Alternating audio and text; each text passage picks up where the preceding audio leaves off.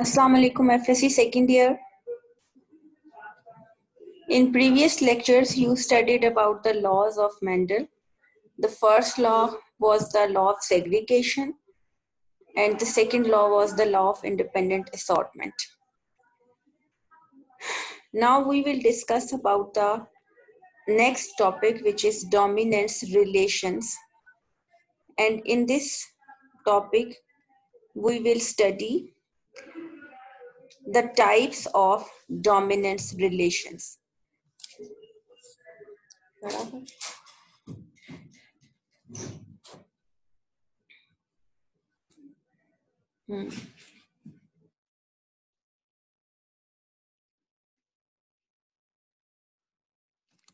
There are four types of dominance relations. It is firstly, we will see the definition of dominance relations. Dominance is a physiological effect of an allele over its partner allele on the same gene locus. इसका मतलब ये है कि क्योंकि आपने पढ़ा है कि हमेशा हर एक कैरेक्टर के लिए दो एलील्स होती हैं और वो दोनों एलील्स जो हैं वो डोमिनेंट भी हो सकती हैं, रिसेसिव भी हो सकती हैं और एक डोमिनेंट और एक रिसेसिव भी हो सकती है। या तो दोनों एलील्स जो है वो डोमिनेंट होंगी या दोनों रिसेसिव होंगी या एक डोमिनेंट और एक रिसेसिव होगी। इन तीनों सूरतों में या तीनों कंडीशंस में जो बिहेवियर है या उसका जो फिनोटाइप है वो क्या होगा और उसमें चार किस्म के डोमिनेंस रिलेशंस होते हैं जिनको हम स्टडी करेंगे। अभी तक आपने जो लॉज पढ़े हैं उन लॉज के अंदर आपने कंप्लीट डोमिनेंस पढ़ी है और मेंडल के जो लॉज थे उनमें जो कैरेक्टर्स लिए गए थे जैसे सीड का कलर है या सीड की शेप है, जैसे सीड का कलर है yellow green, yellow is dominant over green. इसी तरह सीड की शेप है round is dominant over wrinkled.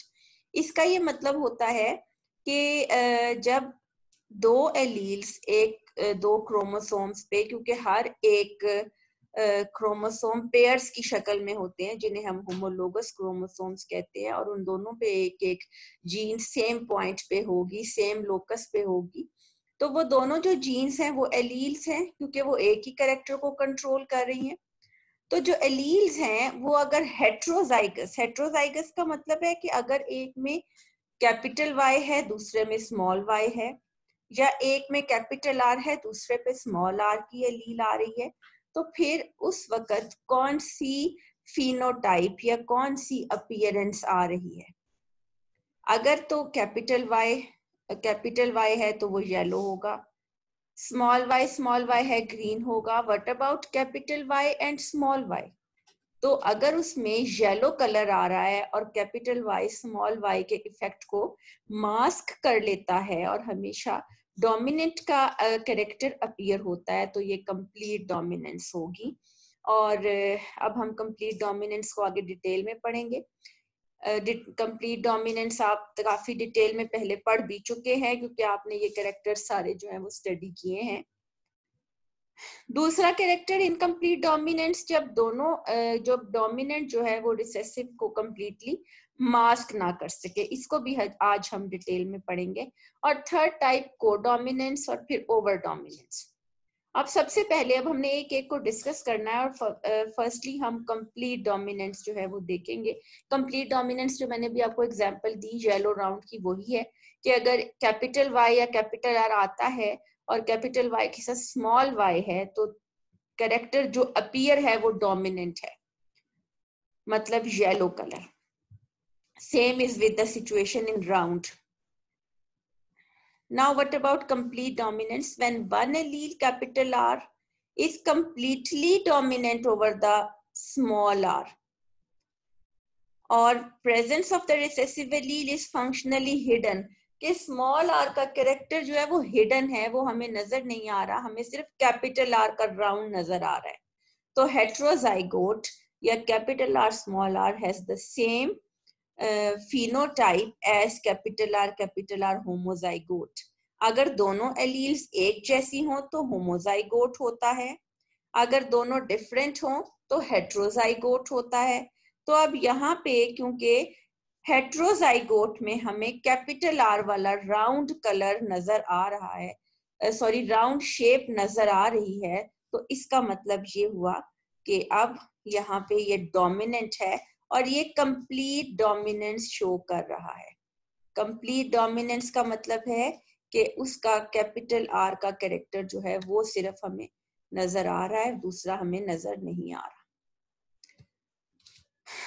The contrasting pairs of alleles, contrasting वो होते हैं जिसमें हमारे पास दो शार्प जो है ना डिफरेंट कैरेक्टर्स हों एक ही चीज के लिए, जैसे शेप के लिए राउंड और रिंकल्ड, ये दो ऑपोजिट कंट्रास्टिंग पेयर्स हैं।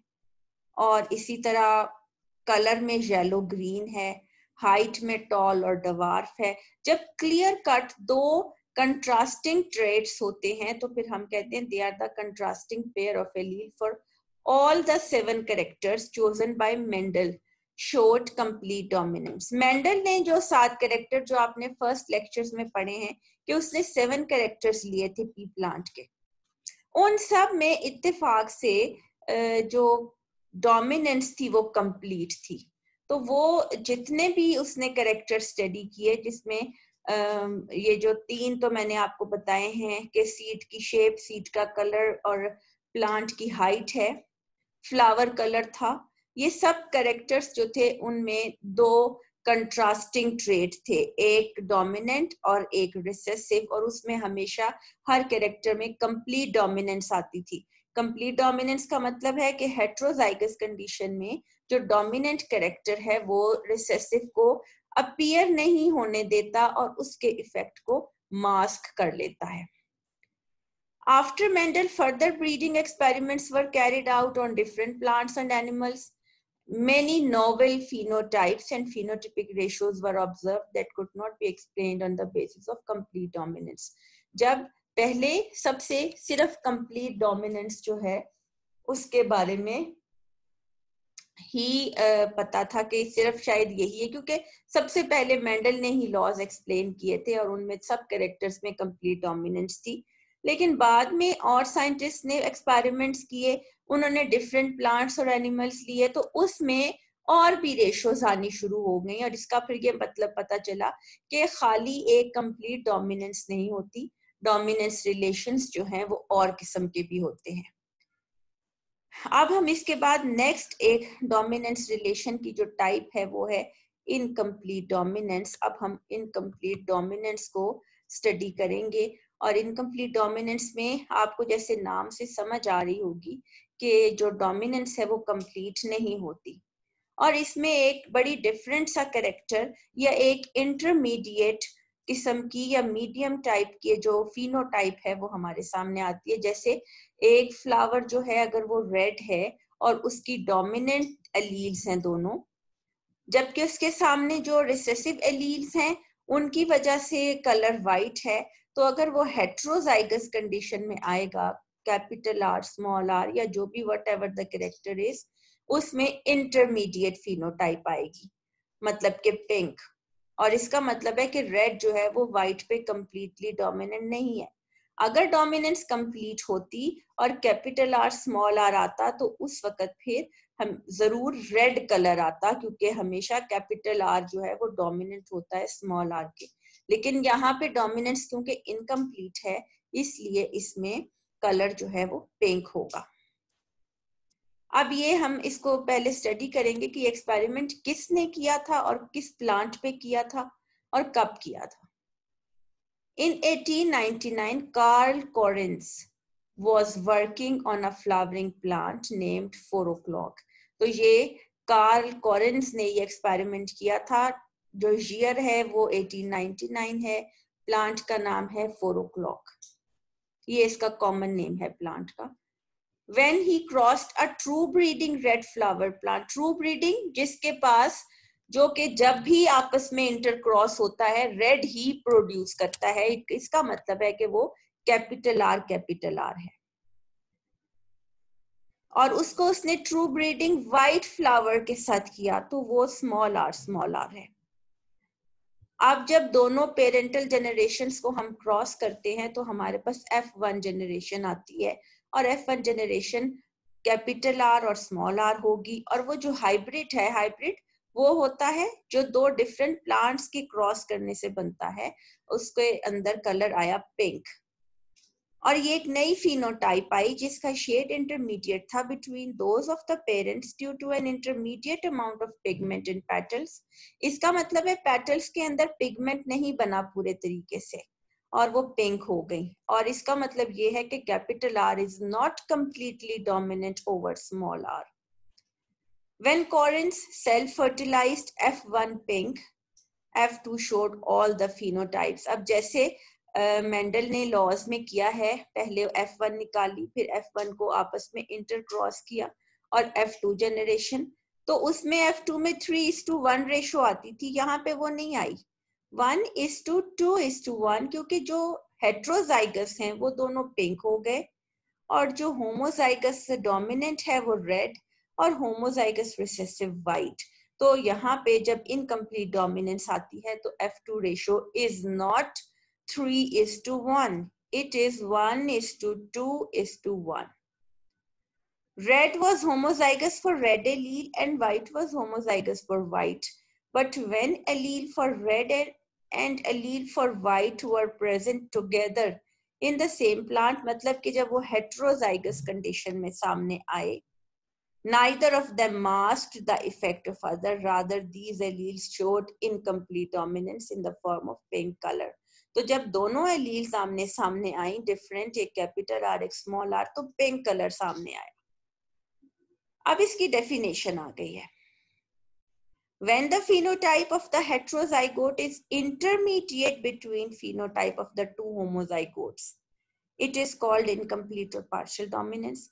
कि जब phenotype जो कि heterozygous की है या F1 generation की है वो intermediate हो दोनों parental types के जो homozygotes थे, तो इसको हम incomplete dominance कहेंगे।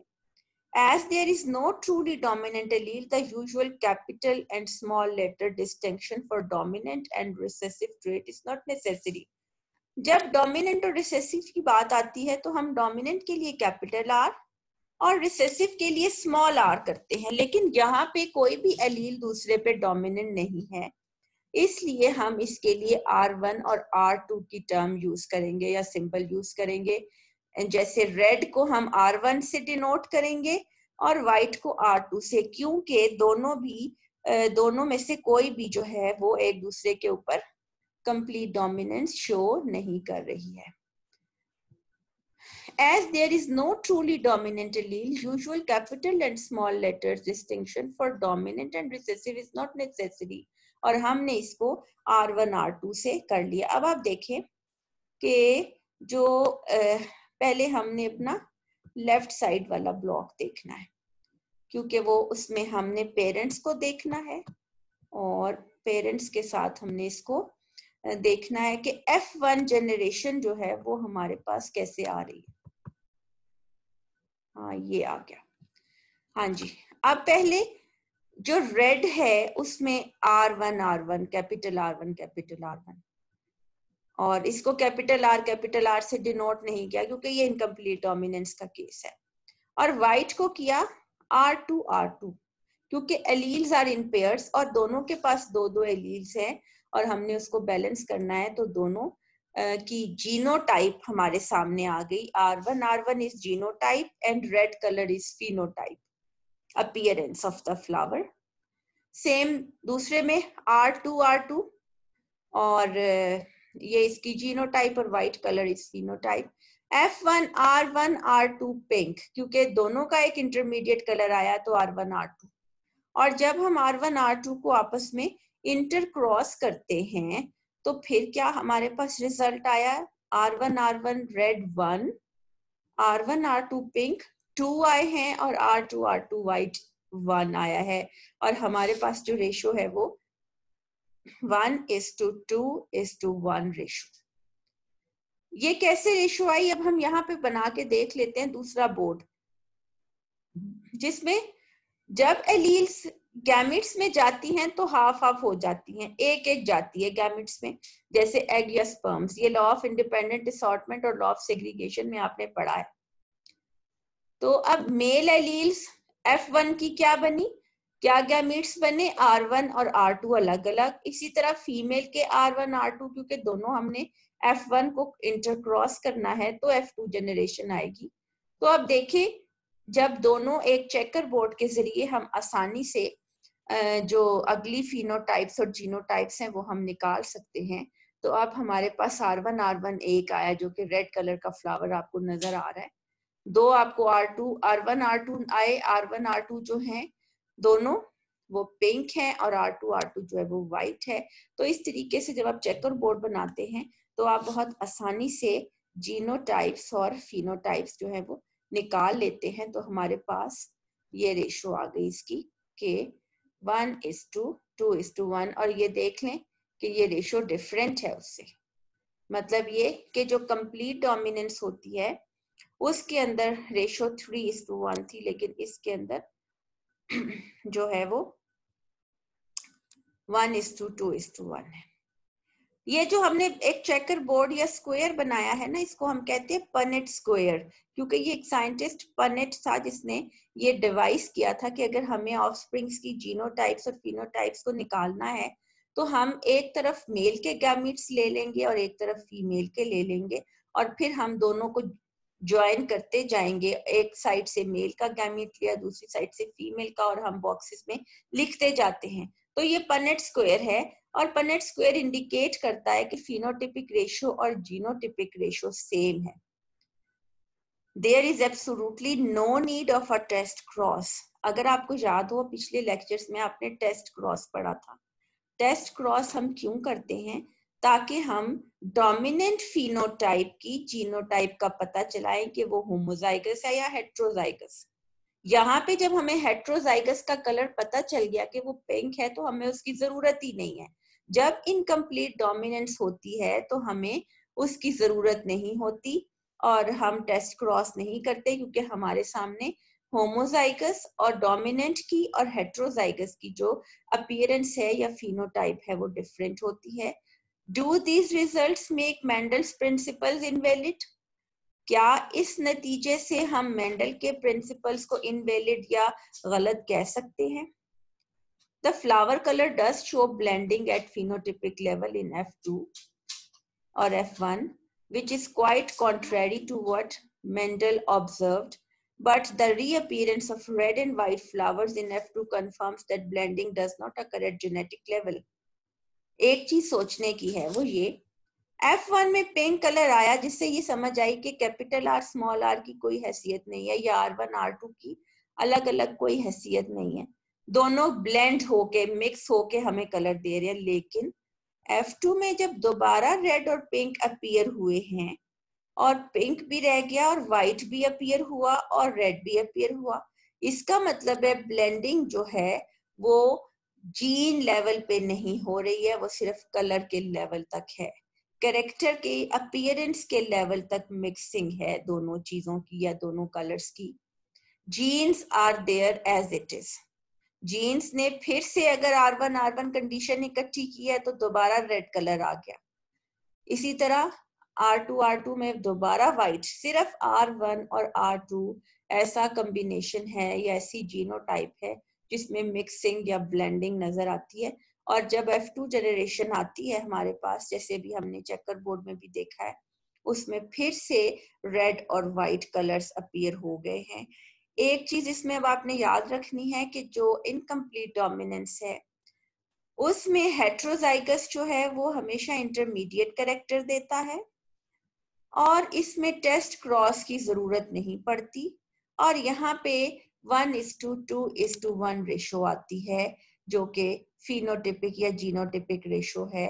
और इसमें वो रेशो नहीं आती जैसे 3:1 हम करते हैं कंप्लीट डोमिनेंस में, कि 3 जो है वो येलो हैं या राउंड हैं और 1 जो है वो ग्रीन या रिंकल्ड है, तो 3:1।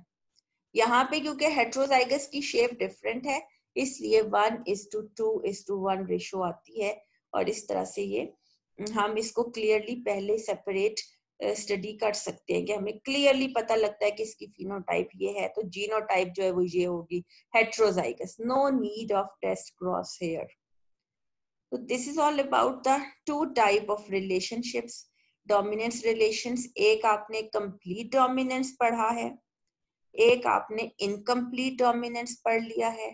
अब ये दोनों जो रिलेशंस हैं इनको आप अच्छी तरह से पढ़ें, इसको याद करें और इसके बाद फिर हम अब कल इंशाल्लाह अगली दो डोमिनेंस रिलेशंस जो हैं उनको स्टडी करेंगे, जिसमें एक को डोमिनेंस है और एक ओवर डोमिनेंस है. और ये दोनों डोमिनेंस रिलेशंस जो हैं इनको हम कल डिटेल में पढ़ेंगे. आपने ये सारा लेक्चर जो है इसको अच्छी तरह पढ़ना है और इनकम्प्लीट डोमिनेंस के जो क्रॉसेस हैं और चेकर बोर्ड है उसको बना के अच्छी तरह से प्रैक्टिस करनी है. और कल फिर मैं इसके बारे में दोबारा रिवाइज कराऊंगी और साथ हम इसको लेके आगे चलेंगे. ओके क्लास, अल्लाह हाफिज.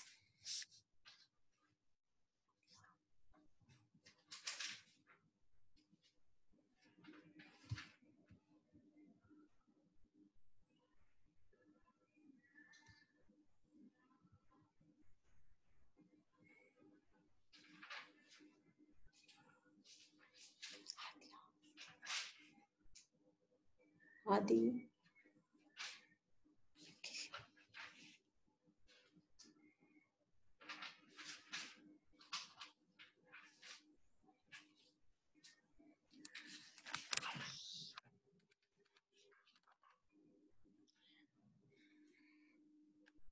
स्टॉप कर दिया.